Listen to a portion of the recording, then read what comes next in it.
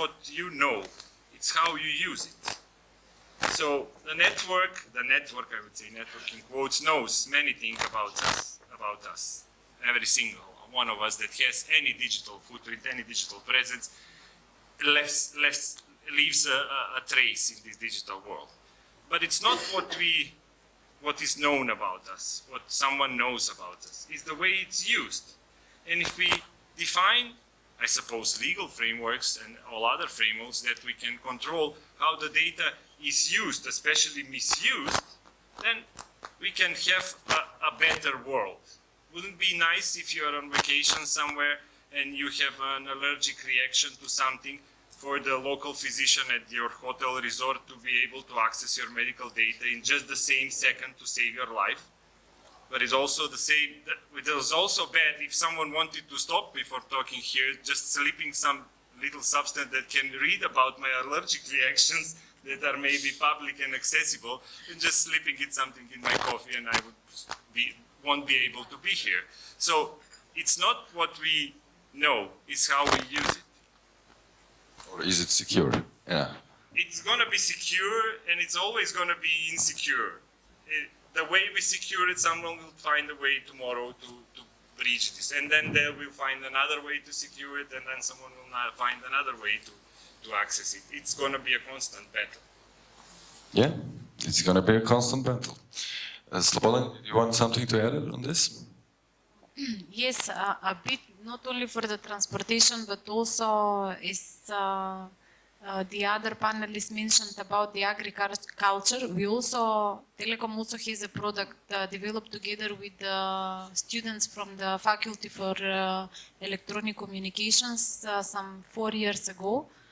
Unfortunately, we still do not have commercial customers on it. But still, if we talk about the data and sensor networks and what type of data the sensors are collecting and how they are stored and what kind of privileges for the users this could have, they are enormous. So I would say when we talk about the Internet of Things and about the vulnerability of the systems, of the users and of the owners of the data, at the end, it is again the human reason who is the main, the biggest vulnerability point. It's not the data itself, it's not the system, it's not the network. It's us. It's always the human. It's always us, yeah. You wanted. So I'm going to ask a little bit of a different question. It is definitely a weakest point could be a human in the security link. But let's think of who is storing the data, who actually make the use of our data. Isn't, my usual rant is that every dog and a big platform has everything about me, but itself. There are various ways of organizing data ownership. So I wonder if there's anybody in the region who's actually thinking how to organize the data. So European Commission has a lot of trends where they want to reward users for producing their data so that users could be the owners of their data. And I think that is a new trend that we're going to see. And that is something that I don't hear discussed much elsewhere, apart from European Union, but I wonder if you discuss something like that in Macedonia. And how could users benefit from the data they produce? If you drive a car, you can produce up to 25 gigabytes of data per hour. Is it good that we all store that data? Or and what can we do with our data? So I'd like maybe to hear from the professor about architecture in terms of protecting user data and from regulators in the room of how they think user data could be owned by the users. Go ahead, Anas. Well, it has both a technical view but also the legal view. In technical terms, it's doable, of course. We are talking about the data ownership and somehow insight on who's using our data. For some of our data that is out there in the internet, we have explicitly made our consent. For some of it we didn't, of course, which is a legal issue more than a technical issue.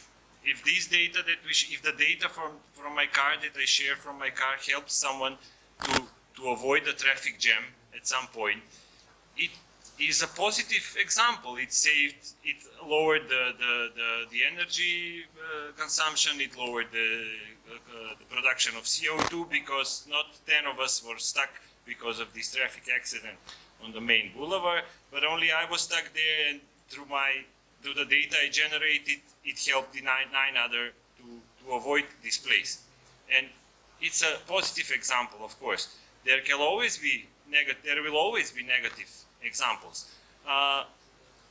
Talking about the personal data, there are examples within Europe, of course, especially in the most digitally advanced communities, like the Estonian, for example, community, that the user has strict control and insight on who's using the data. And that's an important thing.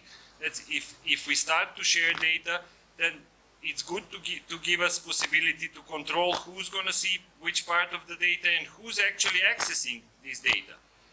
This requires, of course, some level of knowledge, some level of technical maybe knowledge, but also requires some legal frameworks to do it. So I think that the most important thing here is the legal aspect of it, not only the technical. Thank you, indeed, that is. Can we have a round of questions just prior to the audience? I would like to ask, is there any question in the remote room? Anyone from our remote moderator? Okay, so in room.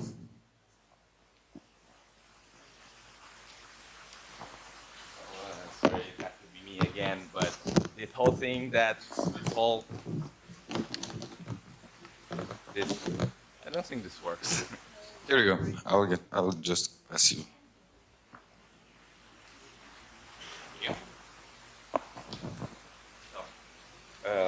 This whole concept that we can give away data and then we can still retain control over it is utter fantasy. So if you think that, please wake up now, because it's data.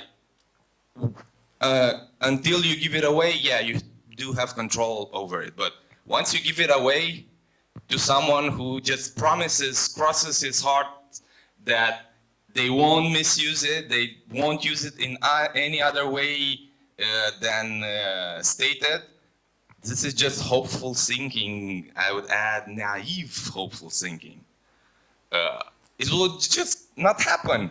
Once it's out of your control, it's out of your control.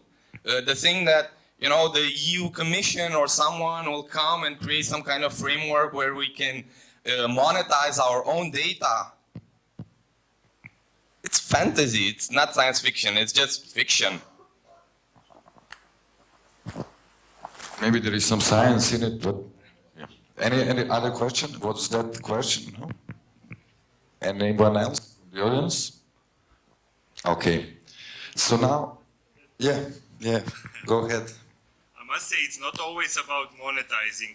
You have the same dilemmas whenever you do something. Whenever you buy a product, you're not sure whether it's going to work.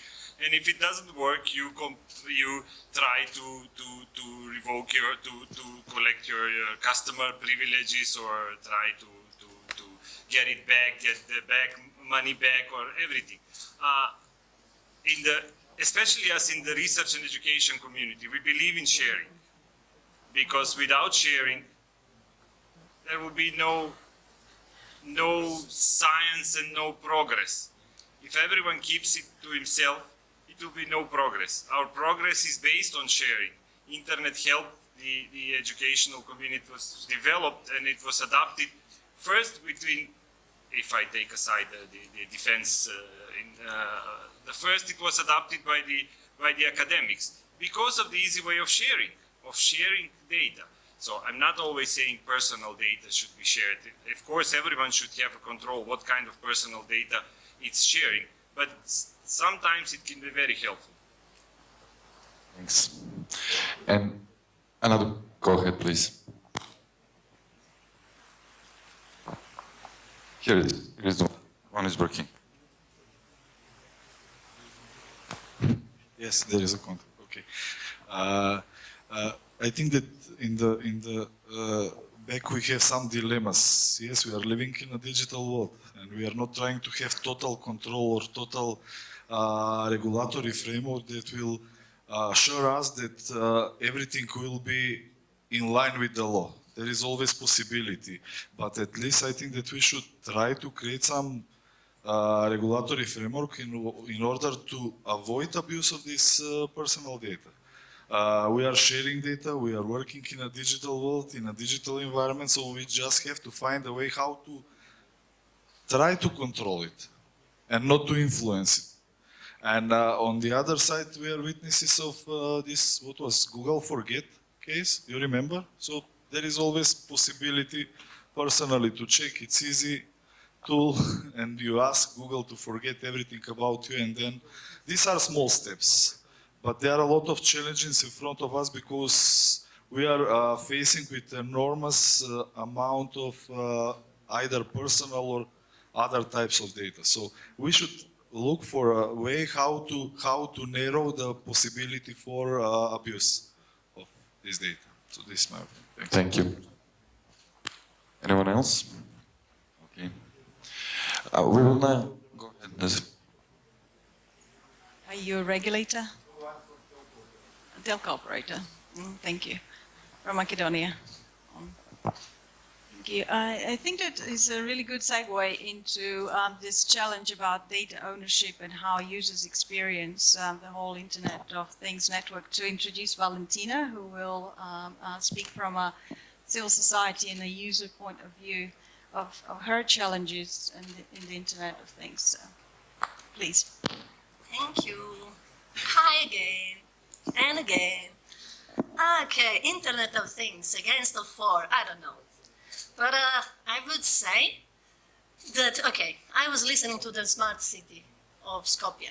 And then I closed my eyes and was thinking of Sarajevo. And I was seeing Sarajevo. And then I opened my eyes and realized Sarajevo smart city. We have buses that are 20 and more years old and trams. We have no accessibility for many of the buildings. So for the side, the walks have car parked. So are our city becoming smart because of a chip that is put somewhere else? While we still lack, in Sarajevo, I lack the basic. If I am disabled, I cannot enter the bus, the tram. Would be nice to have a possibility, and I think we have also applications that allow people to know where the bus comes. Unfortunately, they are not always on time. So the schedule, it's dystopian world. But still, a project like the one that have been introduced, I think that somehow, by absurd, can be more safer than many other Internet of Things we experience. Because still there are accountability if it's a city council doing. It can be tough, can be difficult, but still there are accountability. If there is a big company, there is still some accountability. We can discuss about the algorithm, where they will store it, which computers they will store their data. We can discuss if the data are ours or theirs. But still, we know who is doing the thing, and so we can point if we want. But there are many Internet of Things, and I want to talk about Internet of Things because I believe in pleasure. And one, it's a little doll, Kyla, maybe you have heard of her. And the other thing, it's a vibrator. Maybe you have heard of it. Vibrator, dildo, I don't know if you have ever used. I did, I do, maybe. It's not this the point, but the point is, vibrator can get cheap, and they are part of the Internet of Things. Why? Because Internet of Things is any object that get a chip, and then you can connect with the Internet, Wi-Fi, Bluetooth, and you say, wow, why a vibrator should need a camera and a chip and be connectable with the Wi-Fi? Well, because there are distant lovers. I know I'm very distant from my vagina, and if I can look at it, why not? Anything against? It's freedom. But if I talk about the Internet of Things and talk about sexuality, then what's happened? Shame. And if someone hack my Wi-Fi and put my vagina on the internet, and with big data triangulation, everyone can see how she's doing, then they say, oh, you should know. You know, we are in the digital. Why did you put that? And so I'm to blame. My vagina is to blame. But the ones who put the chip, the producer, the engineer, why choose the cheapest one? That is product in Syria, and any kids with any basic knowledge can hack. And Kyla the doll's the same. It's a wonderful doll that can have by Bluetooth, that can provide a very nice experience to the children, because you can talk with the doll. And she can answer to almost any question except sexuality. Gay, lesbian, LGBT, this is not on the dictionary of Kyla, because we need to remain hetero. So we can talk also about how the Internet of Things is framed. What is this Internet of Things? Because there is a one thing before. Who frame the things? Who frame the Internet? And this is an issue of power. And again, all these data are there. Clouds doesn't mean that it's in the sky. Cloud means somewhere else, another computer, bigger, harder, a farm of computers. It's a place that someone has control. And this brings to me, which kind of technology?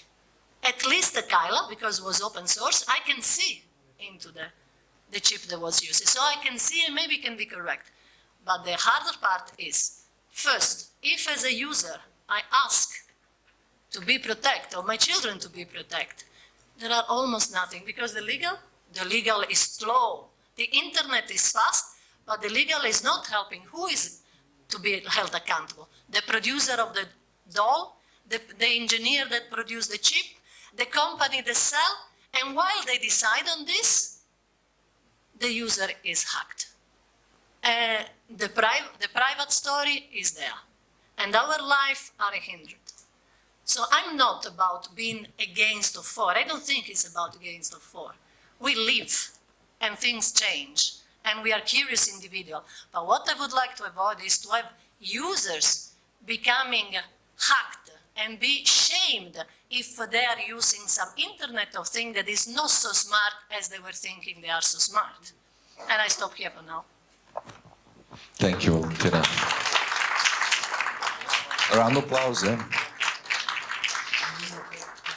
So that would be from user perspective. So that's why would we actually ask, what kind of this device would she would need to have? What is it? Integrated security? Is it integrated control? Is it accountability, like clear accountability? If there is anything that we can shows a message to manufacturers, what are those features that needs to be in those kind of devices? How do you choose your bank to leave your money? Well, the one with the best commercial. Well, I suppose that doll had a quite good commercial behind it, and it's the same. It's the same here with any aspect of our life. How do you choose our doctor? How do we choose our bank? Do we trust them? At the end, we end up with trusting each other. So the same thing we have here. There can be a better chip. It will cost more expensive. There will be a better algorithm. There will be a better network. There will be a more secure storage. But it's just a technology, and someone will find a way maybe to get access to it and misuse it. Things are misused every day, not only in the internet. Everything can be misused. A revolver can be used for defense, but also can be used for offense. You can use it and take someone's life. So who do you count for this? Smith and Wesson, the ones that produced it, or the Colt, or you can put it in the same frame. All of this, of course, users should be more educated. Education is key. I'm not talking about now our engineers that are educated. I'm talking the general public. The general public should be educated, but also there always have to be some kind of accountability. for using, treating, using, owning, and misusing, especially the data. Thank you. We have questions from audience. Did someone want to add something? No? I will be with you in minutes. Just you have a mic. No? Here you go. This one is for. Yeah. Hi. I would like to emphasize that this discussion is extremely, in a way, techno-deterministic in terms that we're basically saying that the Internet of Things and smart cities and, you know, things with chips will improve our lives, will solve all our problems, and we don't have to worry about anything, we just have to push a button. And I think that's wrong. And you've mentioned before, how do you choose your bank, how do you choose your doctors? Banking and medicine are severely regulated. So if a doctor makes a mistake, if a bank makes a mistake, there's this huge line of things that happen, and you sanction either the doctor or the banker or I don't know who. In the IoT department, there is no regulation. There is no control, there's very little oversight. There's just, you know, things are floating out there. I mean, you've witnessed the WannaCry attack. Imagine that attack in a smart city. You know, imagine everything's connected to the network and that network gets shut down because of WannaCry virus. You know, people can't unlock their doors, people can't use the roads, people can't use their cars. It's a huge, you know, problem.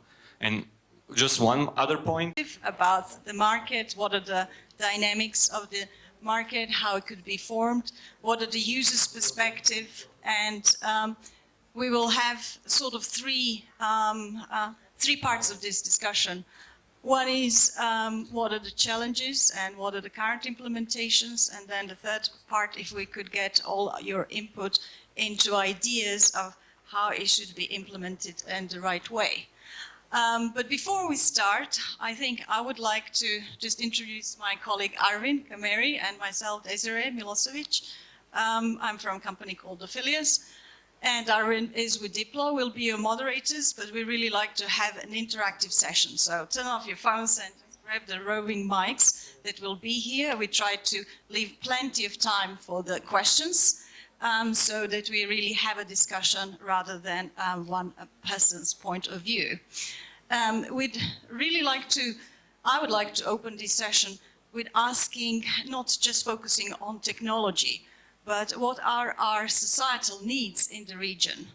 If you're in Africa, you don't have to repeat the Western way of implementing Internet of Things technology. You first need to look what are our real needs. Is it clean energy? Is it clean water? Is it more good professional education of people that can work on these resources? Is it something else? It doesn't have to be that you, maybe in Macedonia, you already have infrastructure. Maybe you already have infrastructure on which you can build on Internet of Things. But maybe in Romania or other places, there are other issues. So if we get as more as possible thinking about what our needs, then we can think of applicable way of implementing the IoT technology and all the perils that it brings, the so-called Internet of Broken Things. With that, I'll pass you on to Arvin and ask our speakers to introduce themselves. Thank you. Thank you, Desiree, and thank you all for coming to this session. Desiree explained it pretty much. It's going to be 3 rounds or 3 different parts of Internet of Things. This is large Internet of Things. It's really large. It actually applies to many, many, many things in our everyday life. So, without further ado, I would like to present our panelists here. From the right, we have Slobodanka Jakimovska-Josifovic, Makedonski Telekom from Skopje. She will present a bit on a smart city initiative from the Makedonski Telekom. Sitting next to her is Ceren Unal from the Internet Society. She will give us an overview. Well, let's see. Next to her is Valentina Pelsner from One World Platform. She will give us more insight on user perspective of Internet of Things. And also with here us, instead of Professor Chobo, we have Anastasia, professor from the Faculty of Computer Science and Technology in Skopje. We will ask him about possible future architectural and other solutions, how IoT can actually grow. So without further ado, I would like to host Slobodanka to give us her presentation.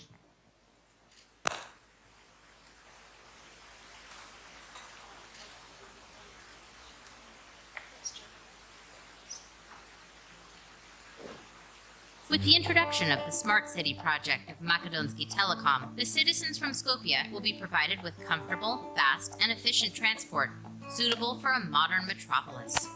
Can you just, no.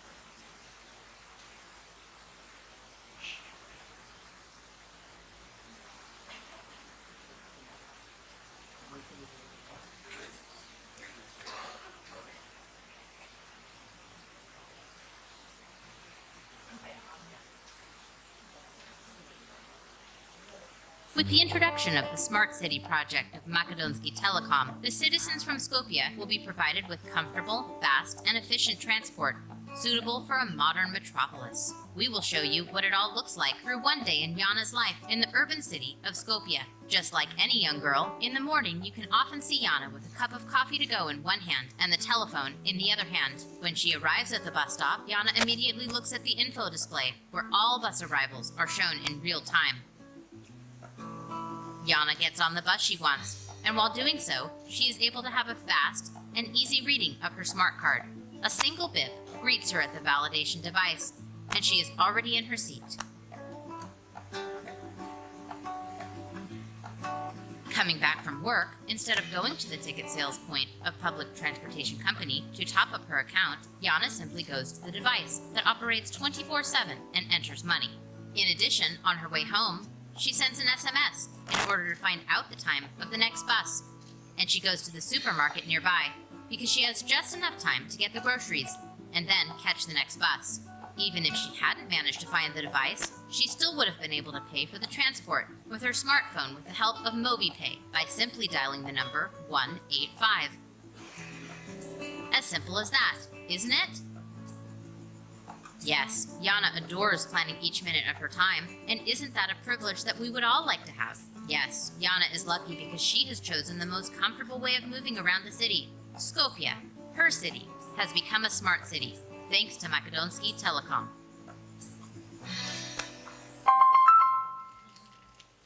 Okay. Good afternoon from me. My name is Slobodanka Jakimovska Josifovic. I represent Makedonsky Telecom today.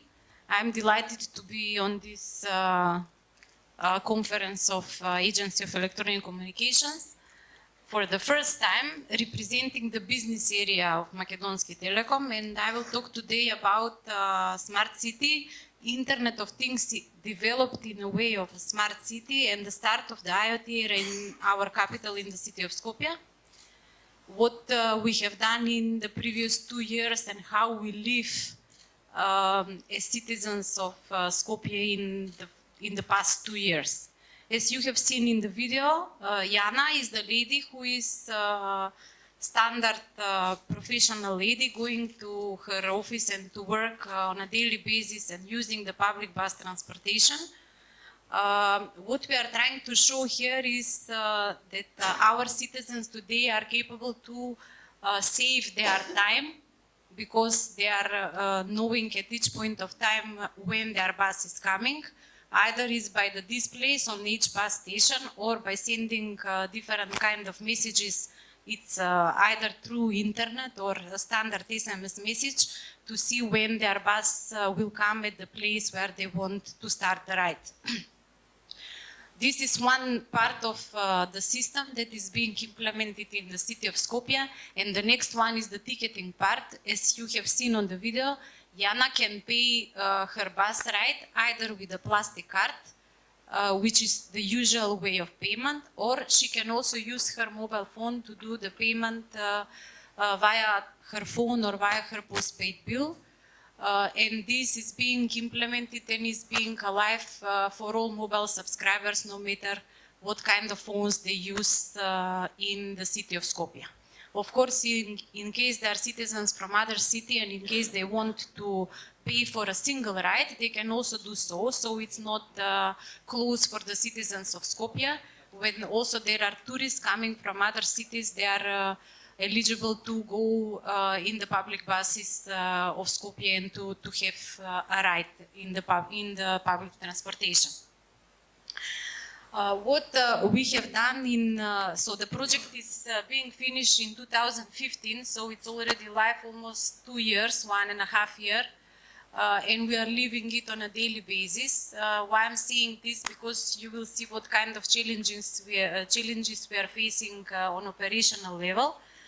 But before we go into details, I would like briefly to discuss and talk about why we have decided to work on smart city. As I said, I come from the business area. Besides earning money from the institutions, this is something that the smart city activities and IoT activities in the cities has to do also with the citizens and has to do also with the institutions and what kind of gains they get from such kind of implementations. If we talk about the public bus transportation, which is a public institution by one of the municipalities, the city of Skopje, they are having a lot of benefits comparing to the system that they have implemented before.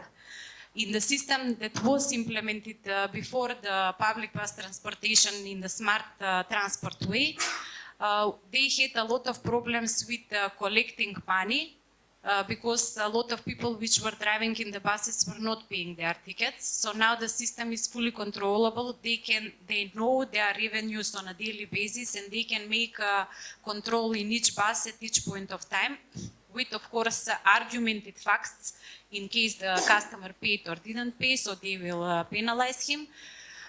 They had also problems with the route controls of the buses because the system was not centralized. Usually the buses were sent based on the manual work of the people who were controlling the bus transportation. There were a lot of bus delays on the arrivals, yes, there were bus delays on the arrivals of the buses, so people were waiting on the bus station for more than 15 minutes without the bus coming on time. There was a lack of management information. They were not able to collect the number of tickets that they have charged on hourly and on daily basis, on monthly basis, and that's why they had also difficulties to pay out the drivers of the buses. The reports that were being done into the systems were manual, a lot of systems, old types of printers, old types of machines, so it was everything was old-fashioned. What they gained as the city and as the institution out of the project after it was implemented, besides the control of the cash flow and of the passengers and the number of passengers that were driving, very accurate information, very controllable information about the buses and their start of route and the finishing of the route. The number of the smart cards that they have issued, especially, I don't know in other cities, but in our cities, the students are having 0 rate, so they are eligible to go and to drive in the buses without having to pay on monthly basis. So this is controllable from the central system. There is possibilities for fraud are very low. And also for the people who pay, the possibilities for fraud are very low because the control is being done from the central system. Of course, they have 0 outages on the system because the system is being fully is laying fully on the network of Makedonski Telekom, And I will touch upon later on that the centralized system is also being positioned and it's being being on the cloud system of Makedonski Telecom in the data center. So there is no possibility of leakage of information for the personal data of the users besides human possibility, which in anyhow it's one of the most dangerous points. So the city has also possibility to control the system from one place, of course, not as a standalone system sitting into their premises, but sitting into the data center premises of Makedonski Telecom. So here are some data about the number of transactions that are being done on the system on a regular basis. So there are around 2.5 million transactions for 3 months. So each quarter, and this number is rising day by day, on each quarter there are around 2.5 million transactions, both of them, all of them divided between the transactions of plastic cards and transactions with the mobile phone. Currently, it was enabled also for the mobile phones, phone users and subscribers of the other operators, this to be enabled. So the number of transactions is growing on daily basis. They have sold around more than 200,000 tickets for the past 1 year, plastic tickets for the students, for the retired people, also for the people who are working in companies as company benefits. Around on daily basis, we are counting around 150,000 transactions, and the accuracy on the information for the buses that are arriving on time or not on time, and the time when the bus will come on the bus station is around 99.9%. As I said before, the system has two major parts, two functional parts. The first one is the smart ticketing part, it's about the payment, and the second one is the vehicle control. All of it is being underlaid on the network and connectivity from Makedonski Telecom. So just for your information, in each of the buses there are at least 4 devices, IoT devices, each of them equipped with a SIM card or a different type of communication capability in each of the buses. That's how the buses are being controlled and are being driven through the network of Telecom. All of the information are being kept on infrastructure and on a platform as a service being positioned in the data center of Makedonski Telecom. So the customer, the city of Skopje and public bus transportation does not have anything to do with system administration, with paying of the licensing, with administration of the application, nothing. So they are just using it as a platform from the central system.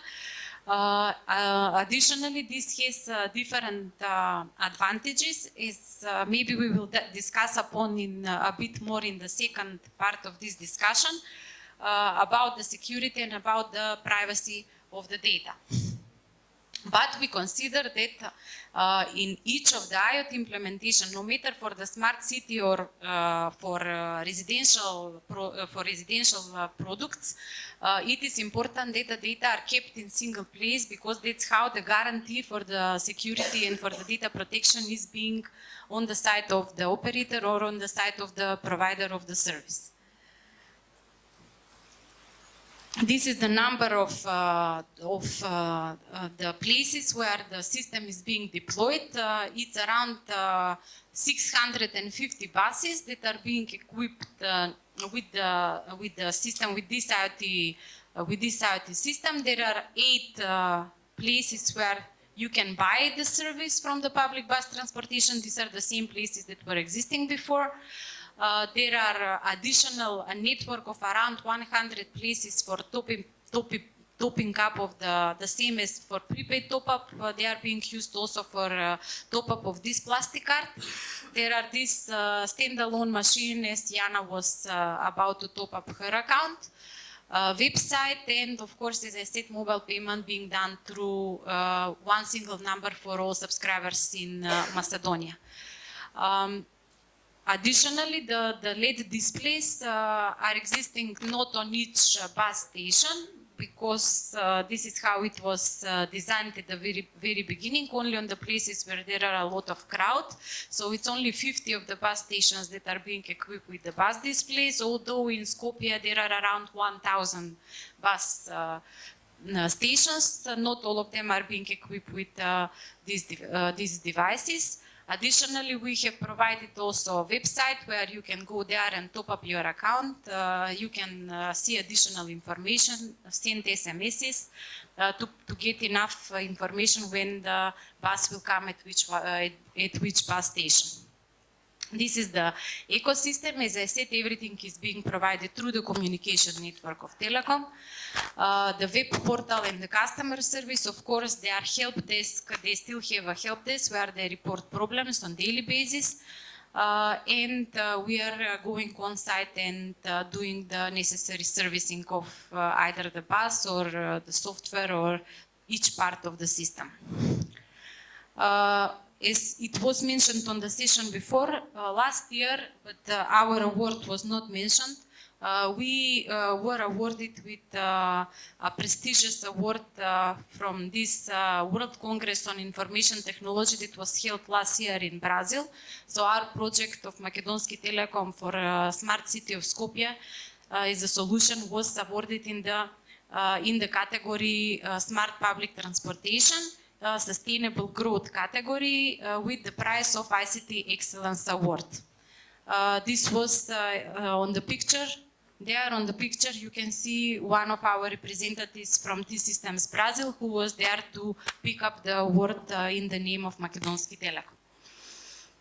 What are the next challenges when we talk about smart cities? As we said, with providing this solution for the city of Skopje, we consider that we have already started the IoT era into our city, in the main capital. Of course, this is not being closed in the capital of Macedonia. It can be also implemented in the other small cities and villages. According to some of the reports and some of the researches, feasibility studies that were done from different bodies of the European Commission, one of the things in order to start with infrastructure preparation so that you implement any kind of smart city module in each of the cities is that most probably the smart light part is something that every city should start with, because in this case you provide enough infrastructure from communication and also from electricity perspective, where on top of this you can build upon the other modules of the smart cities. However, even with this, having the network at the background, we still consider that it's possible that we upgrade this also in the other metropolis in Europe, that we upgrade our solutions so that with the same card, so-called now in our case Skopska, you can go and rent a bike, you can go and visit the zoo, you can go and pay the ticket for the parking places. So it is, the possibilities are enormous. This is the way that we have started working 2 years ago, and we continue. As I said, not only for Skopje, also for the other cities in Macedonia. Yes, this would be it from my side. Thank you. Thank you so much.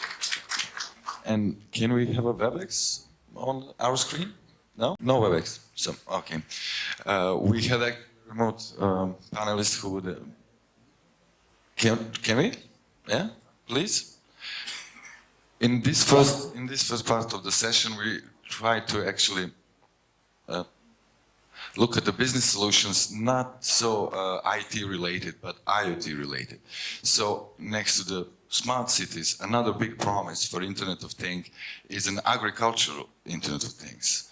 So if we have a WebEx, we have on online participation, we'll have Dan from Atoms and Bits, which are representative of Libellium, and he will actually give us an overview of the most latest agricultural IoT solutions. Do we have him?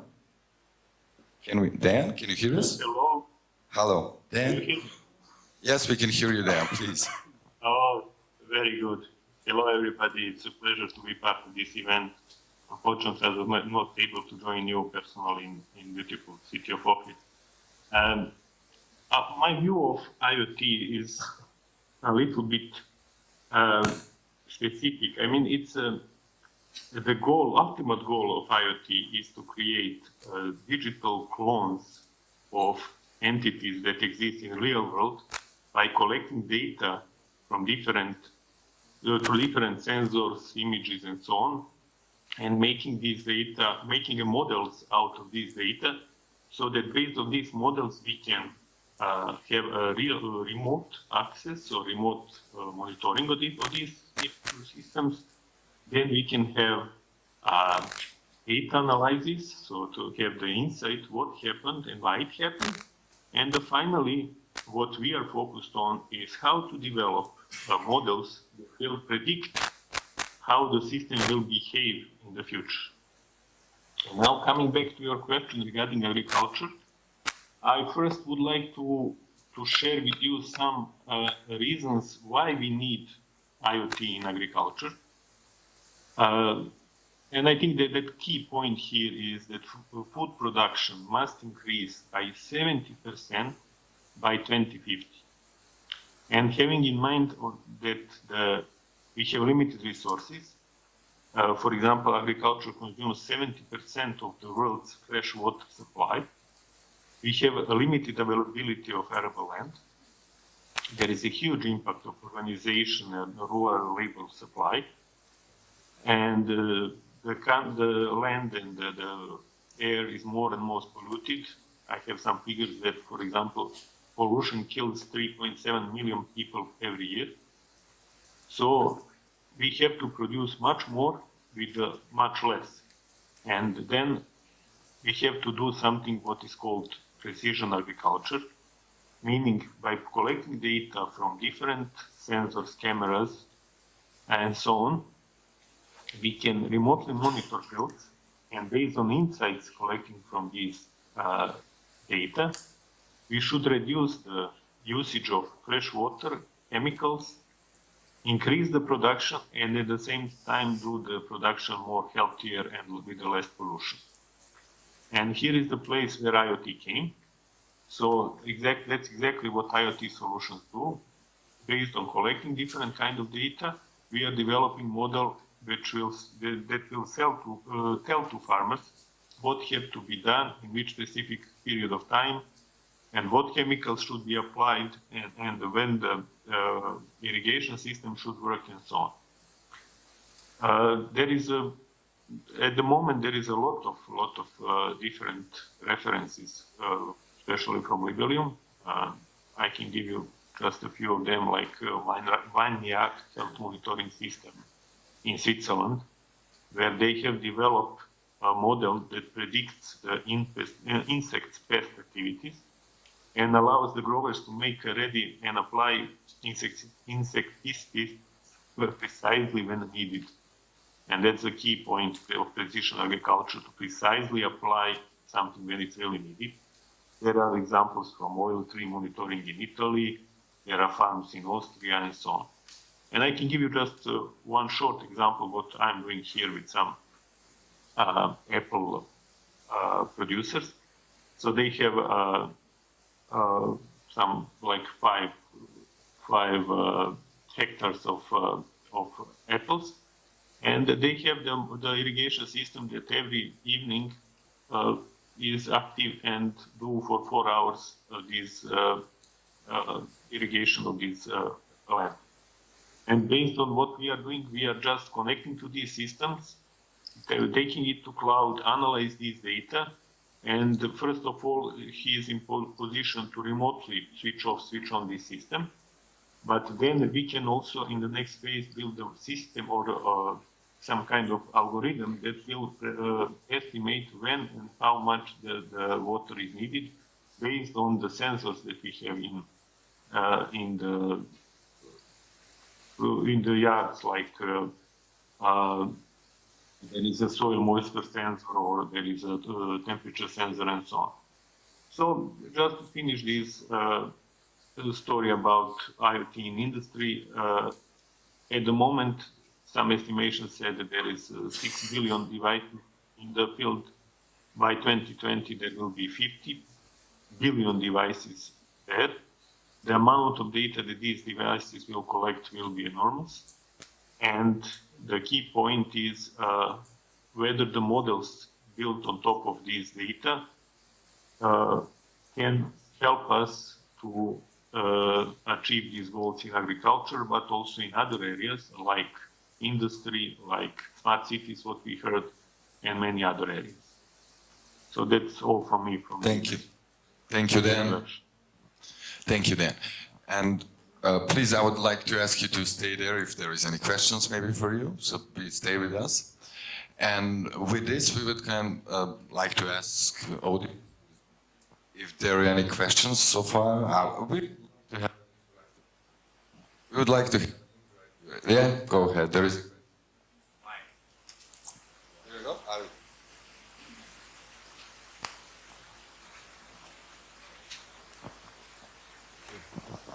Thanks. I'm Matei. I'm Matei Vasile from Apti, Romania. I like the concept about the agricultural IoT because that's actually something which benefits from, in the end, it's not necessarily IoT. What is IoT? It's the same question as with the fake news.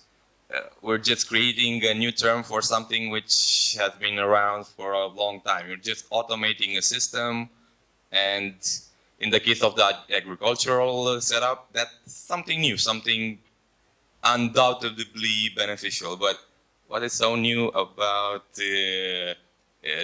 selling tickets and tracking buses via GPS? This has been done since a long time, all over the place. There's nothing really smart city about it, or IoT about it. Yeah, it's a question. What makes it so special and new? I'm ready to answer the question. Go ahead, Dan. Okay, so as I said in the beginning, the first difference is that based on IoT, we are building autonomous systems that can work in physically distributed areas, which means we can, based on the huge amount of data scientists can build models of the real world entities. And based on these models, we are in position like never before to do something what is called predictive analytics, which means, for example, in production, in industry, you can predict when some equipment will fail, or in agriculture, you can predict when some pest will come, or that there is some special event, whatever is in agriculture. So this amount of data and these algorithms maybe it was not possible to process this in the past because there was no connectivity that can handle this, there was no data storage spaces to do this, and there was no enough and cheap processing power that can process all this data. Thank you, Dan. I don't know whether I answered your question, but... Yes, thanks, Dan. Anastas would also like to add something. Just a few thoughts about this. It's an interesting example, the agricultural, because this technology has been known to be used in the agriculture for many, 10, 20 years ago. Maybe sensor networks were very popular when it started to gain their popularity and started to get very popular into the area of agriculture especially. But we'd like to now make a difference here. We are not talking more about the sensor networks or the networks of small sensors that can collect data and help us maybe in real time to make some decisions. Now we are talking about Internet of Things means a step forward in this. Now we are talking about the convergent networks that enable us to seamlessly have this data integrated and collected and present on the internet. So the things there is this leap forward with it. The sensors are there, and they were there many years ago. But now the thing is that we have the data now integrated into the internet as we know it. That's one thing, and then now we are able, with this current development in processing technology, we are able to analyze this huge amount of data. Not use it as a mere monitoring tool to see if the soil is wet enough or are there winds at some point and react on it immediately. But more in a way of analyzing this big data. Now we can do it with the processing capability. Now we can distribute this data. Now we can give this data to anyone who needs it because of the Internet of Things and not just simple sensor networks. Thank you. Janis, that was really informative. Slobodanka? I will just build up on the discussion about the automation and about the data collection. It's not that we are collecting fare through the tickets. We are able to collect all the data about the customers and how they use the public bus transportation.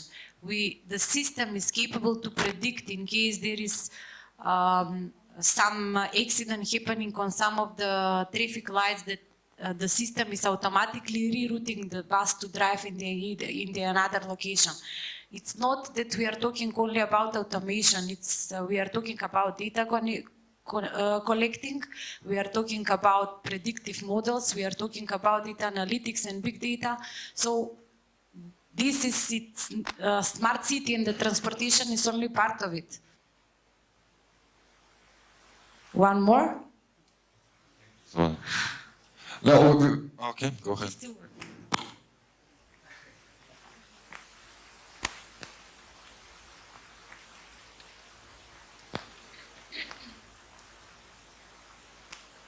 So to the whole, okay, we're going to route buses around the crash and stuff like that. I have just one word for you: Waze.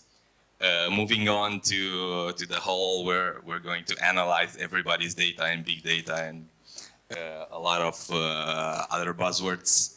How do you handle privacy and data protection for it in the US? And there's this paper since a million years ago already. It's proven that you can identify a single individual just from their home zip code and work zip code. If you add in all, let's say, an anonymized person travel patterns, you can identify that person. You will know probably more about him than he knows himself. So have you thought about that? We were just to discuss so that. you are seeing it as like this is a good thing, but there's going to be a second part of this conversation. What kind of machine for washing clothes you have at home? The non-IoT one. So how do you know? Because I know. Because I'm an engineer. Unfortunately, not all the people are engineers, so they have trouble knowing what's good for them and what's bad for them when it comes to this kind of privacy invasion. Thank you, Anton. We were about to discuss that in the second round of another intervention. So, Desiree, did you want something to add? Just to thank for this interaction. I think it's leading to where our next part of the panel is going, and I think you make a good point of what is the difference in the internet network of networks and the internet, and I think that speakers provided some insight, but rightfully so. I think you point to the biggest challenges of how the data is used and whether users who have Internet of Things in their fridges or homes or cars or in their fields are getting access to their data or somebody else is using it. I think with that we have an expert here who is going to talk more about big data and the challenges that it causes to privacy. So I'll ask Jaran to continue commenting this. It's working, right? Okay. Hi, I'm Jaran Ünal. I recently joined the Internet Society European Regional Bureau as the European Chapter Development Manager.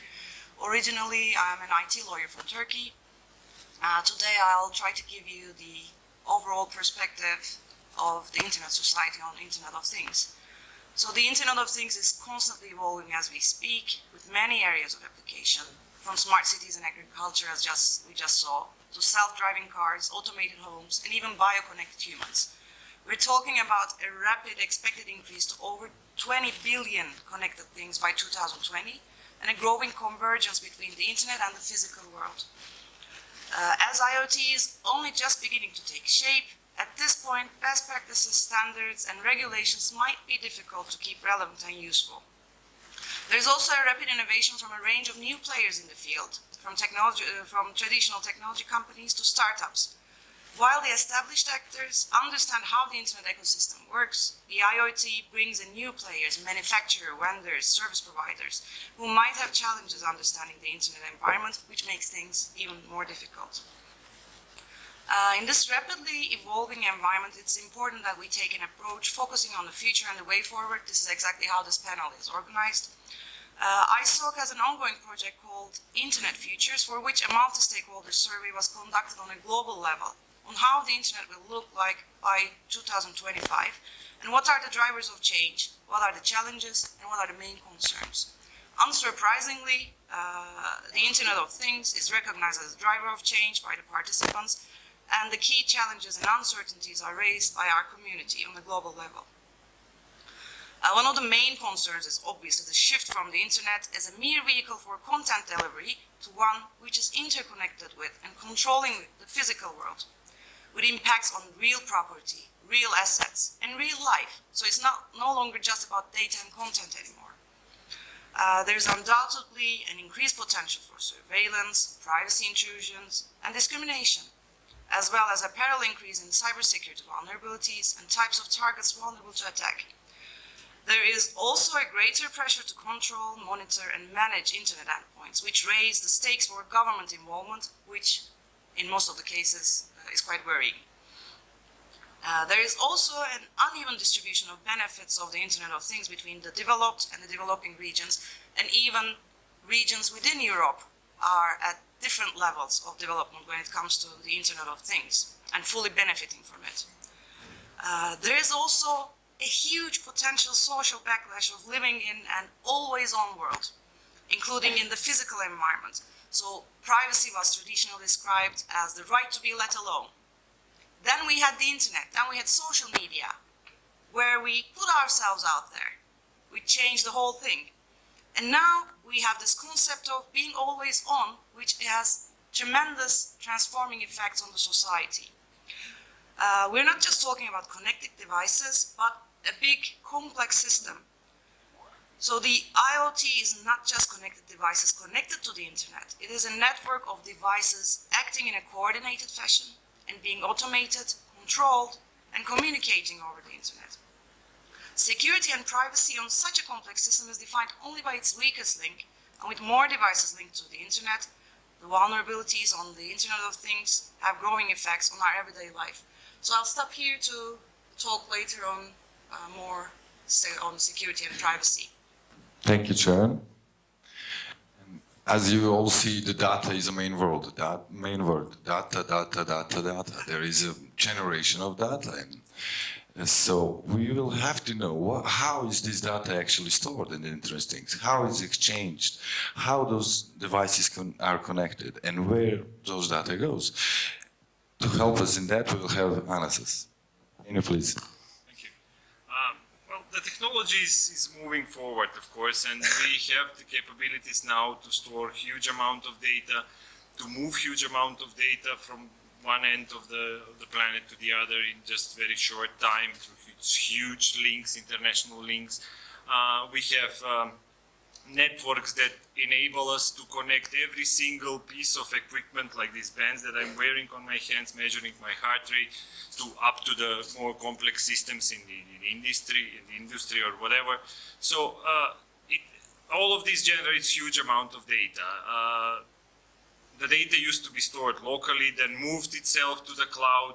Now we are talking about different trends in computing. Now we are talking about trends that would like to combine these two approaches maybe. We are talking about different again, meteorological notions on the computing. Now we have fog, now we have dew computing, which moves it over to the edge of to the users. Now we have data that can be either at the user, closer to the user, or some of it at the cloud, or everywhere, both sides. But the main problem here, the data can be protected. The technology is advancing. There are ways of protecting the data, protecting the stored data, protecting the data in transit. And there will always be people that would like to misuse it, to try to find ways to access illegally this data. But I think that the main point about all this data is, someone smart once said that it's not. Every time we bet everything on one technology and we're not developing alternatives or replacements, we're, digging our own grave. Thank you. Hi, Doman from Slovenia, NGO Citizen D. We had another question here. Hi, I'm Dragan Čepinovski from VIP Macedonia. At this occasion, I feel that I can share one of my experiences with the Internet of Things, not because of its content, but a lot of content was presented today, but it is because of the time when I was lucky to see such presentation. It was actually a presentation of vision. In 2001, so 16 years ago, I was lucky to be in Hewlett-Packard in California, and there was a presentation there. Probably a lot of you have seen that presentation of their vision for the future based on exactly Internet of Things. At that time, it was not Internet of Things. Nobody was mentioning such terms, but it was actually based on collecting information, keeping information, analyzing information, and using that information in the practical life of one person. Very shortly, the presentation was starting from the morning when the person is waking up. Then the radio is waking him with any information, what he has to do that day, how he will drive his car to the airport, when is his flight, when is his meeting, etc., etc. When he enters the car already has all the information for him, so it adapts the seat, adapts every instrument in the car, and during the driving, the navigation system takes him to the airport, so when he gets to the airport, everything recognizes him inside, no check-in, no luggage, no formalities in the airport. Then during the flight, he has thrown some coffee on his shirt. On the exit, there is already new shirt for him according to his other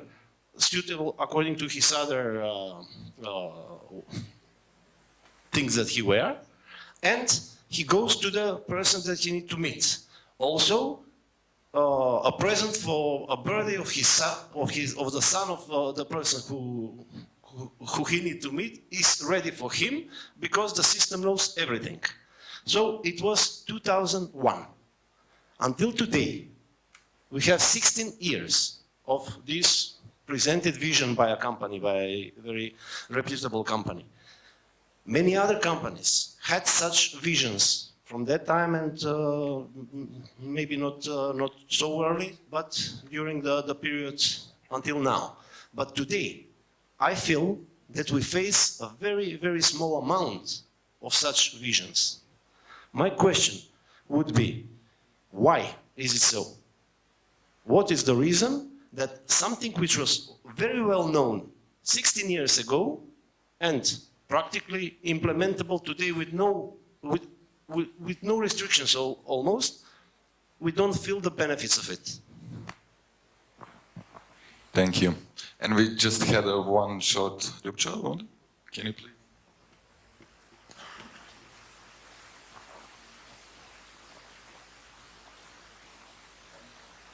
Is that on? I just wanted to chime in with something that perhaps was covered. Sorry, I entered a bit late. But I think it is very important to mention every time there's a conversation on Internet of Things and a thing that usually goes along with it, and that is artificial intelligence. And that is the fact that anytime we think about the Internet, we most often mention the democratizing power of it. And it does have that power, and it's proven in every iteration of its development. But there's another element of that as well, and that is that it has amalgamated wealth for certain companies that is just unprecedented. I mean, the value of Apple, the value of Google, of Facebook is just incredible based on this technology and many more things that will be happening. So, I mean, we were talking about IoT in farming, and right away the thinking very often goes to the industrial type of agriculture, where you have, you know, big land and just one thing that is growing on it, and then computers that are controlling how much water to put in and how much herbicide or pesticide or whatever it is. And that same technology, of course, can be used by farmers, but if you keep on taking away labor and putting in more machines and don't have the mechanisms in each society, whatever that society is defined by it, whether it's a state or in some other form, then you're just empowering an elite even more. From the 1% is going to be the 0.1%, and it's just going to be bordered communities, walled communities that separate the wealthy, the haves from the have-nots, more and more. So this conversation of IoT and artificial intelligence and all of these things needs to go together with regulation, as was mentioned before about the banking and because regulation has been seen as something that is dangerous to technology, and technology has spoken very eloquently that it's better not to have regulation. And for it to develop, for the internet to develop, perhaps it was true to some point. But we're now entering some stages where it really, if we allow it to develop on its own, the consequences can be really disastrous in society's structure. Thank you, Ljubča. I would like the panelists to reflect on those questions, please. Anyone, Vale, go ahead. Okay, so Internet of Things is ubiquitous surveillance. Let's be honest. You know, you can be surveilled anytime, any moment, in any place, if we scale up. But for me, what is interesting is that it's true. Internet of Things is a wild west in this moment, because there are many things. You know, the vibrator that I was mentioned costs between $164 to up to $150, which means that not everyone can have, because you need money for it. But there are many Internet of Things that are far less expensive. And people curiosity and people desire to belong to the modern, the contemporary age is there. But the point is that until the Internet of Things will have not regulation, meaning all the responsibility will be on the user. If we have no privacy by default, if the algorithm that then manage also all these analysis, because this is what happened, to learn from our habits and then foresee in the future and the right action, someone has to do an algorithm. And then we have to ask where this technology resides. And it's not residing in the south of the world. There are very specific companies that sit in a very specific place, and it's also a very specific business model, which is exploitative. So how we regulate? Is it the regulation between the states that we don't trust anymore that much, and the company, the big company that we trust even less? Where are the people? Where are the academia? Where is the technical community? Because until it remains so big that only few companies, inside of it being also an Internet of Things, all the solutions are the big solution, the Microsoft, the Oracle. I don't have anything against, but it's not possible that with the many brilliant minds in the world, there is only one model. And it's not the case that the Google, the Apple are investing on artificial intelligence. And we will become slaves because it's our data. So how to regulate, it's one question, but who is in the group that will regulate? Because people are always left behind and the treasure is done with our data. Thank you, Alan. We are really short on time now. We have many questions, but maybe, Jelen, would you maybe to this?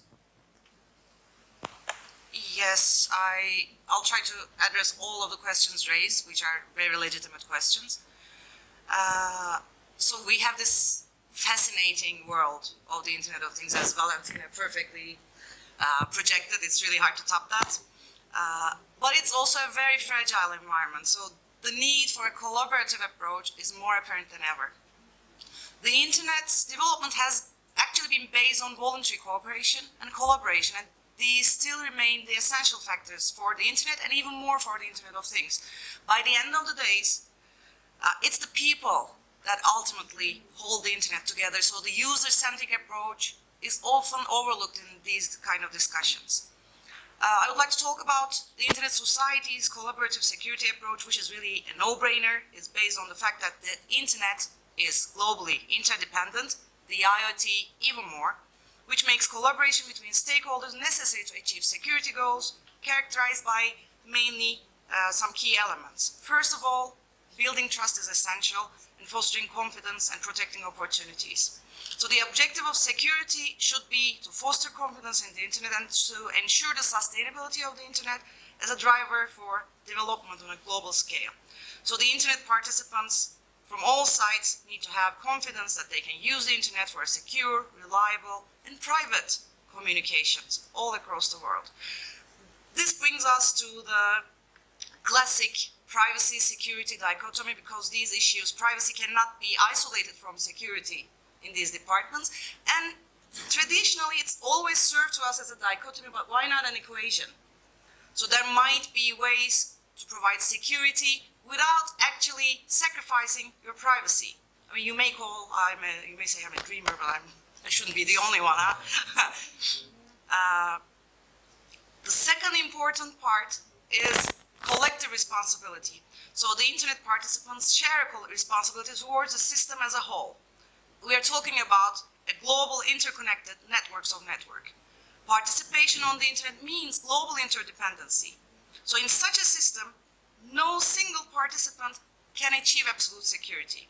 And no security solution exists in isolation. There will always be threats, so it's useful at some point to recognize the fact that I agree with you. Risks to a certain level are acceptable. This is particularly important from a rights perspective, that we don't need to sacrifice our rights, and also the very reason why having a trusted system is so important. The Internet security on IoT depends on not only how well the participants manage security risks they face, but also, importantly, how they manage security risks that may be posed to others. So these factors mean that the Internet participants have, first of all, a common interest in the management of IoT to ensure its sustainability, and a collective responsibility to care for the Internet for the benefit of everyone. So this extends to the system as a whole. It's not the same as asking everyone to be responsible for their own part of the ecosystem. So a collective responsibility requires a common understanding of the problem, which I think we all do, shared solutions, common benefits, and open communication channels. And also, of course, multi-stakeholder, cross-border collaboration is an important component of collective responsibility.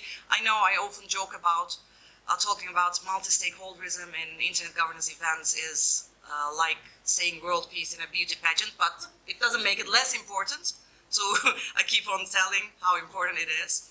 So between nations, between citizens and their governments, between operators, between service providers, and across all the stakeholders, we need to be collectively responsible and collaborative. Also, security solutions. Security solutions should be designed in such a manner, fully integrated with rights and the open Internet. So any security solution is likely to have an effect on the Internet's operation and development, and the user's rights and expectations. So these solutions should be designed to be fully integrated with the objectives of preserving the fundamental values of the Internet: open standards, free flow of data, integrity, innovation, global reach, and of course fundamental human rights, and values and expectations of the user: privacy, freedom of expression. So it's important to find solutions that support these values of the Internet and of the users. Oh, it's just... Okay. Just one.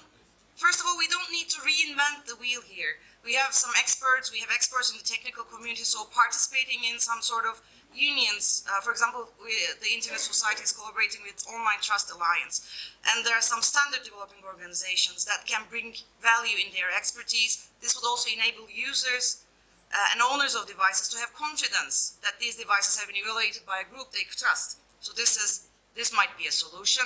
Security by design is crucial.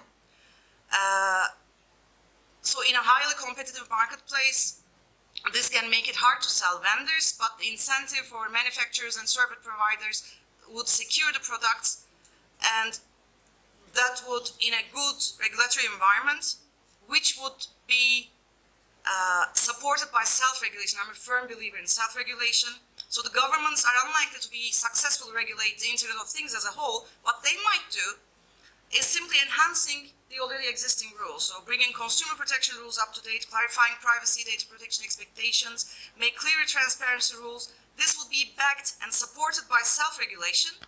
So to set standards, to signal the value of security, educating the stakeholders, regular security assessments should be proactively performed and provide a means for reporting vulnerabilities.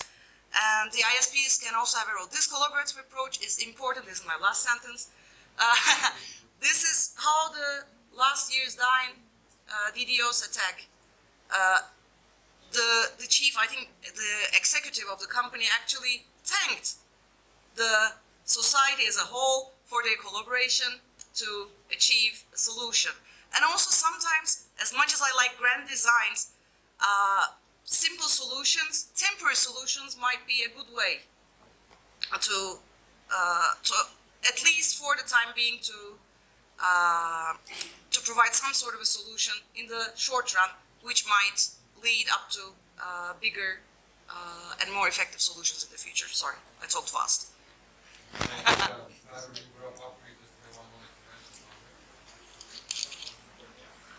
Sure. Yeah, I'll keep it super short because we need to go for lunch. I wanted to respond to Valentina's question. How do we regulate? Do we have to regulate? I think that the answer is evident. There must be some form of regulation. We just cannot let the free spirit of innovation take the lead, because it may also have some problems that we face. We already saw. I mean, you mentioned the Mirai attack of the baby cameras being used to attack networks to shut down all part of the internet. But the way to regulate, unfortunately, we cannot rely solely to the data protection authorities of single countries, of telecom regulation authorities of single countries, because they don't have the power, they don't have the jurisdiction to go and tackle those issues that sometimes they include vendors, big software companies, search engines, and they are based all over the globe. We tried a few years back with the NetMundial initiative to set up some principles and models to deal with that. You mentioned the multi-stakeholder model. It worked in the ICANN environment. It produced result. Probably going all the way to the top and trying to do some grand schemes as we tried with NetMundial doesn't work. But starting locally, and when you look locally at the European Union, for instance, and bringing together 27 countries that are quite homogeneous in their frameworks, they all have data protection authorities, but push them to move towards a model that it's more inclusive and brings the big players at the table, and then start setting some forms of regulation, and uses the model of multi-stakeholder iteration, open bottom-up discussion, to end up with some frameworks, some principles that then protects us from enjoying the best of this innovation without having to face and every time goes back and fear the technology because it can be helpful. So that's.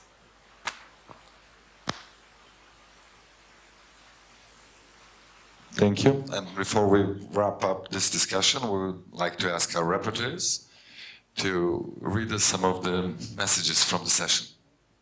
Thank you very much. Together with Maria, we share data, and we get to firstly to, so let's see who agree with us. We need to define our society needs to be able to apply IoT in the right way. Do we have an agreement? No. Okay, so we will know that as being a no. IoT is an important component of the smart city development, And Skopje was mentioned here as being one of the Macedonian smartest city. The question is, does IoT makes our lives easier? Yes or no? No. Thank you. An important area of the IoT development is the agriculture. Due to its use in the field, we might record an efficiency grow up to 70% according to the online. So IoT might be easily seen as well in the agriculture as well as in the smart cities. Yeah, okay. Security is an issue, definitely. However, we have to balance this with the trends in the technology. We have to pay attention to what, not only to the data itself, but to those who own it. Is that right? Yeah, own it and use it. Yeah. So, are you agree with us here? Yeah, it looks like, yeah. We should understand that sharing data is the key to the human evolution. So definitely we have to pay more attention to this, but not necessarily stopping it. Are we agreeing that? Okay, and that's something like a conclusion. It looks like we all became cyborgs, but not in a superficial sense of combining flesh with wires and sensors, but in a deeper sense, like a human technology symbiosis. Is that, do we have an agree on that? Okay, those were, well, and regarding Valentina's statement, well, personally, I have nothing to report on that. maybe my colleague Maria here. Well, thank you very much, and we know that.